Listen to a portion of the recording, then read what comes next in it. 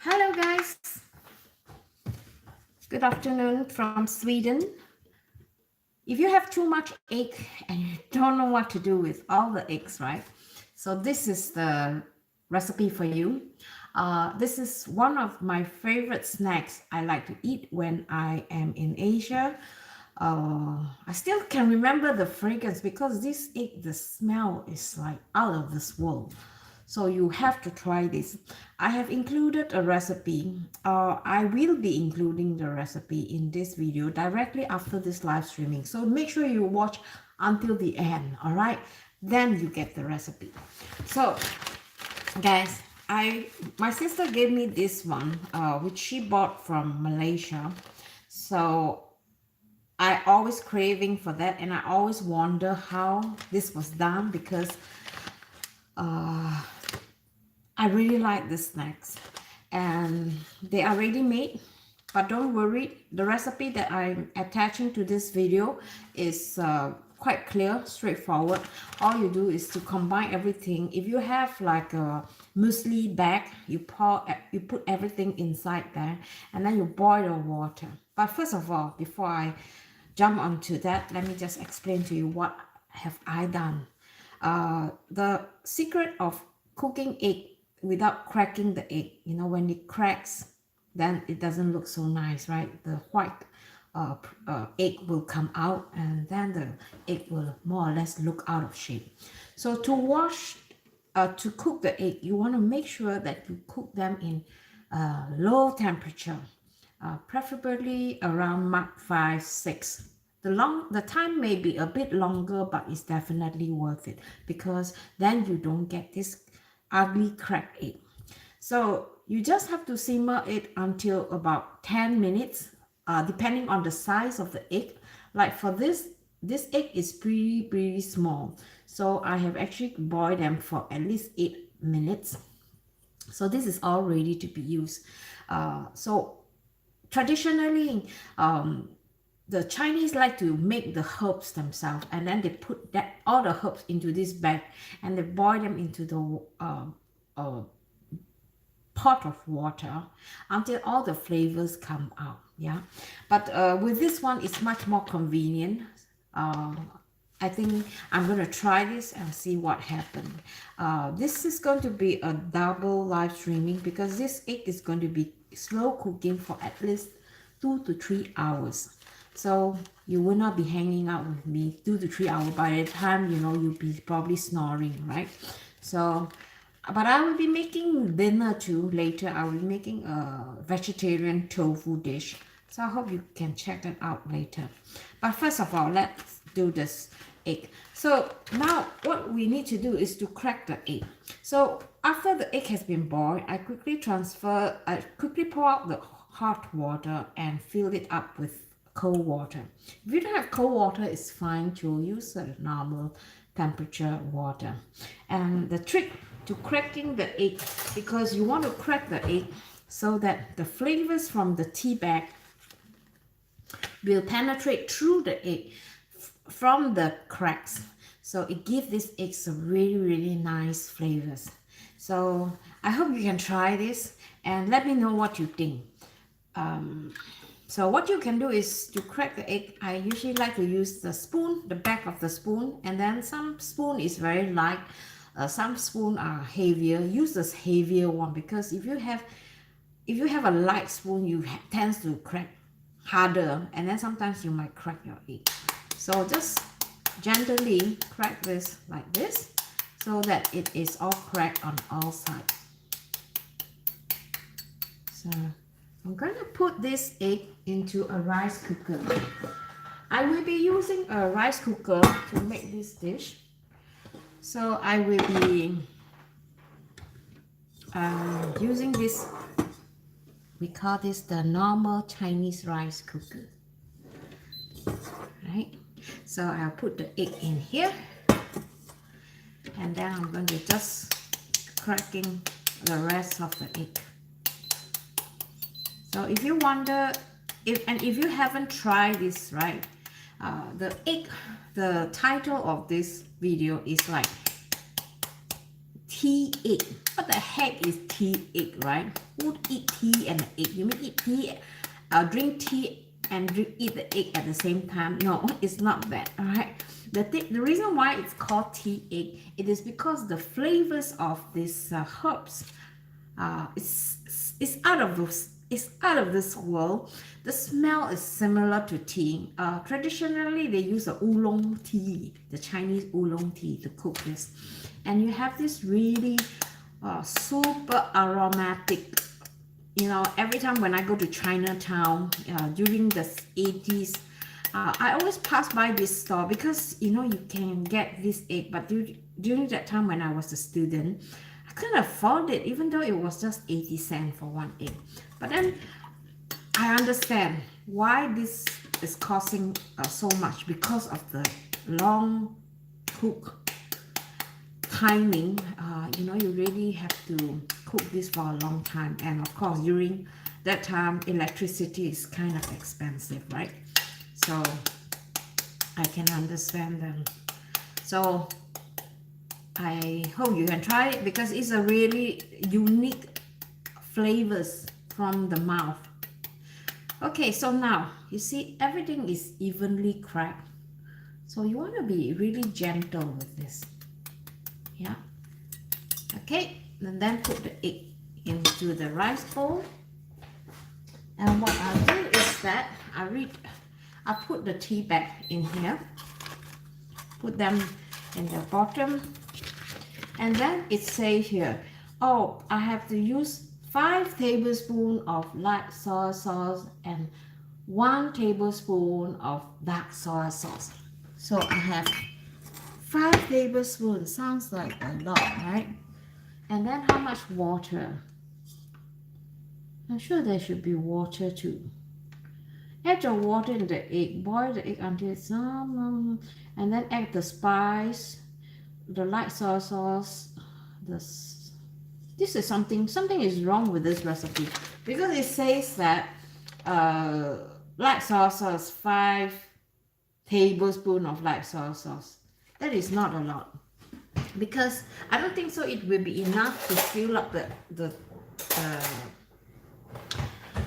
pot, but we'll try and see.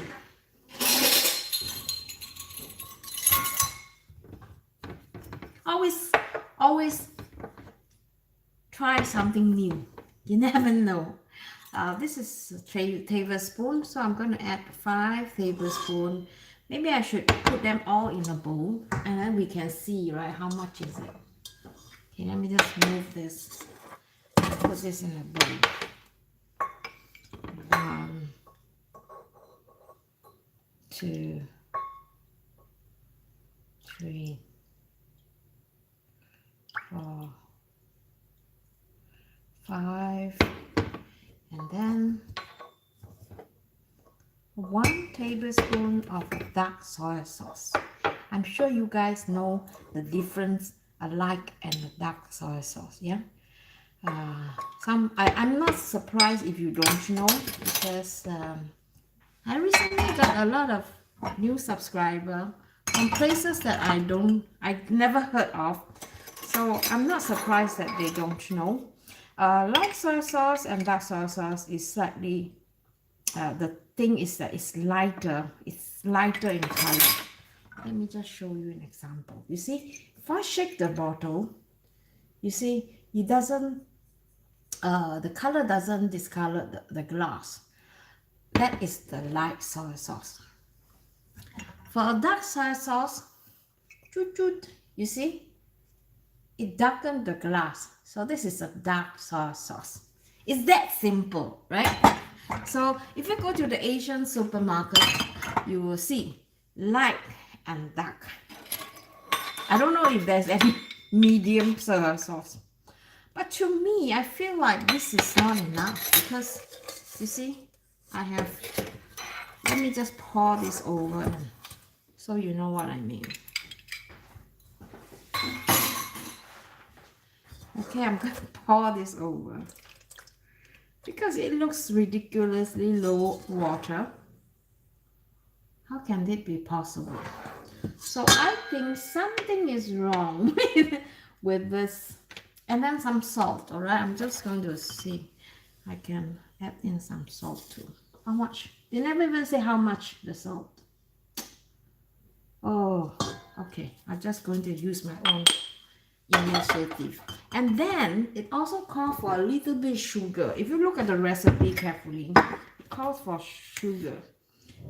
So I'm going to add some sugar too. Just 2 tablespoons. And you know, sometimes this kind of packing, I'm not saying they made a mistake. I think they have missed out the water part. So I'm going to add enough water so that it will it will reach the ceiling of the egg.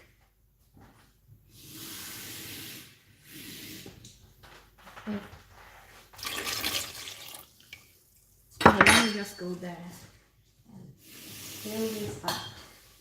Okay, maybe I might have to move this, or maybe I will have to add more soy sauce and dark soy sauce. Let me just taste it and see.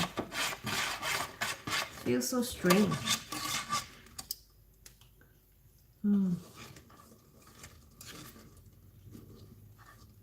It's actually quite salty already. So I think we just need to add some more water, because I don't want this to be like over salty too. Just 1 more tablespoon of light soy sauce and 1 more tablespoon of dark soy sauce.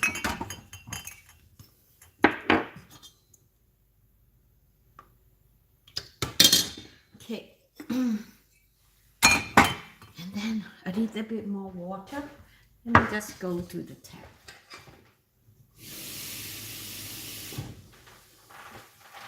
Okay, now this cover, let me show you what I mean. See, didn't really exactly cover everything, but I'm just going to stick to this because I feel that the egg is floating. So let's cook. So you want to put the egg in a cooker. Let's go to the rice cooker.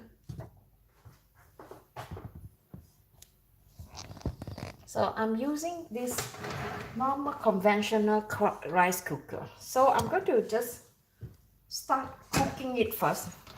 This will cook until the egg is done, and when the egg is cooked, it will automatically go to warm. Those of you who have rice cooker, you know how it works. But those of you who haven't have a rice cooker, maybe this is something new. Rice cooker is actually a lot of things you can do with this rice cooker. You can cook a lot of dishes. And I'm beginning to consider, you know, maybe I should do more rice cooker recipes. So if you like this idea, send me a comment so that I know how many people are interested. Then I can try and find some more rice cooker recipe, because a lot of my followers are from Asia, and I would say that 99% of them have rice cooker at home.